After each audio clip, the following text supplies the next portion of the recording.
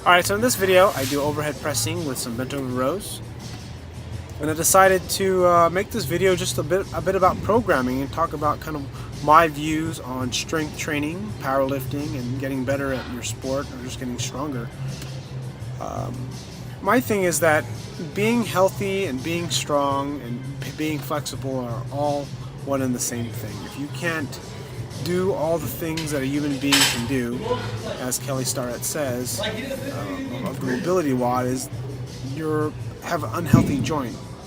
And range of motion and mobility are really important because they allow you to have more options, especially when you want to perform a certain motion. They make it so that your risk of injury is reduced. So my viewpoint is I like to make sure that I have optimal range of motion whenever possible, so that way I can prevent risk of injury. I want to reduce my chance of risk of injury. But at the same time, I want to get better at powerlifting. And with lifting heavy weights being inherently dangerous, the reality is that it is dangerous, and you have to know what you're doing. So I always make sure that I train conservatively. So if I'm not feeling up to it, I'm not feeling like I'm in a good position, or I can't get in a good position, I'll adjust my program and workout program for the week accordingly. Like tomorrow, like today is Wednesday, and this is my Wednesday workout, and I was planning on squatting tomorrow, but my knee's not feeling that great because yesterday's session on Tuesday, I was shifting around a lot, so I was shifting from one leg to the other, kind of a little bit off balance, and my strength wasn't where it should be.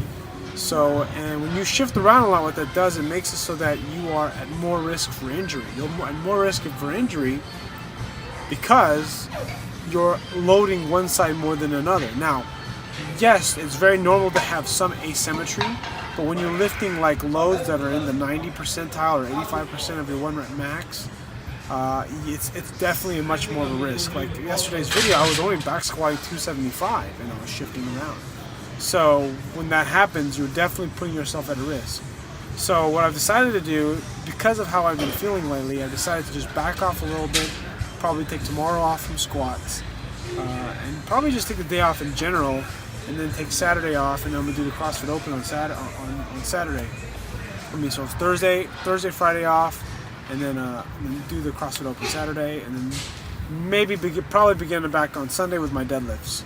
Because the one thing is, I really do like training frequency, because training frequency, there's a lot of benefit through not just burning calories, but also learning movement pattern and getting stronger.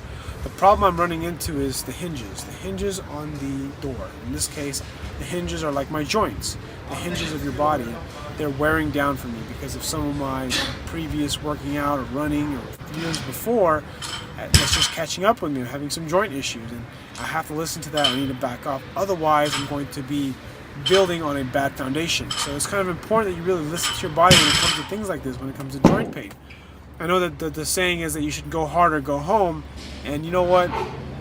I fucking have that mentality most of the time, but when you're not up to it, all you can really do is get some work done. And this gives me the opportunity to work on stuff that I don't normally like working on, like overhead presses and bent over rows.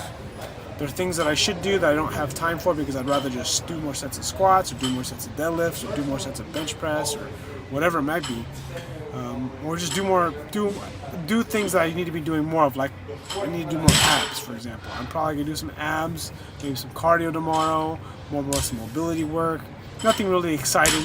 And the main thing is I want to get to a point where I'm feeling healthy. Now, am I feeling healthy now? I am totally healthy. There's nothing wrong with me, but I don't feel healthy like I can fucking crush the weights.